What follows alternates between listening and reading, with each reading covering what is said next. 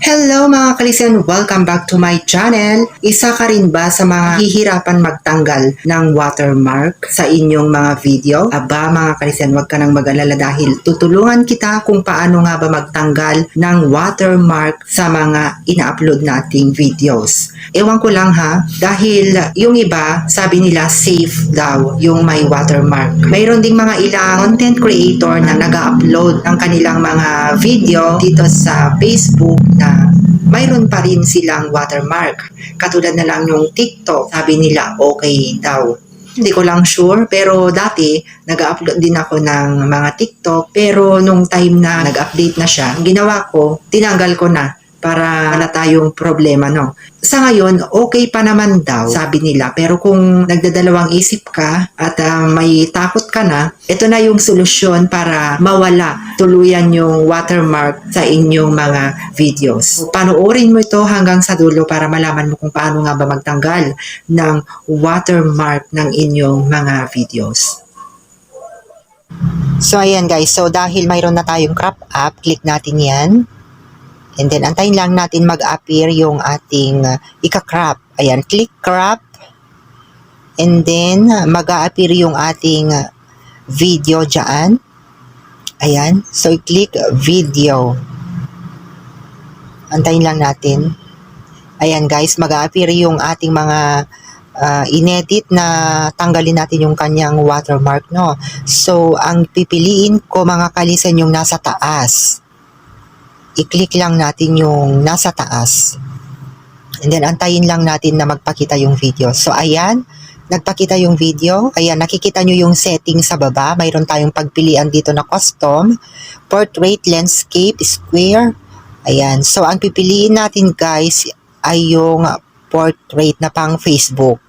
Ayan. So, pwede rin yung 1:1 na pang Instagram. Pero, ang pipiliin ko yung portrait. Pwede nang pang Facebook yan guys. So, yung landscape naman kasi pang YouTube. So, pag sa tingin natin na i-set up natin yung yung tanggalin natin na watermark, ang maaaring gawin ay i-check lang yung check sa taas. Ayan. So, nag-uumpisa na siyang nagpo-progress. Ayan. By the way guys, kung mayroon kayong nakikitang ganito na mag-appear dyan sa screen nyo, i-X nyo lang sa taas guys. Ganyan, para hindi matakpan yung pagka-crop natin. Para makita natin kung talagang nagpo-progreso yung ating crop and trim videos sa taas. So, pag napuno yan, magiging successfully yung ating cleanup. Ayan. So, by the way guys, gusto kong ipaalala kung wala pa kayong ganitong apps, ang maaari nyong gawin, i-download nyo lang po sa Play Store, i-type nyo lang yung crop and trim videos. Andyan na po, mag-appear na po dyan. So, antayin lang natin na mapuno yung ating progress line sa taas. And then, napuno na guys, nag-green na siya, completed. Check nyo na yung sa taas. Click nyo na yung check. And then, balik tayo sa home screen. And then, select gallery. And then, makikita natin yung na-crop natin na mga video. O, diba? Wala na yung kanyang watermark. So, hindi ka na mag-aalala mga kalisen. Ayan.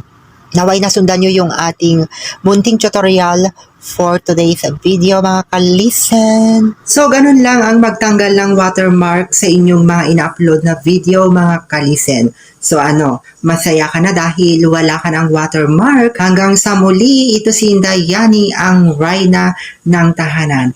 Bye mga kalisen. Hope to see you on my next vlog.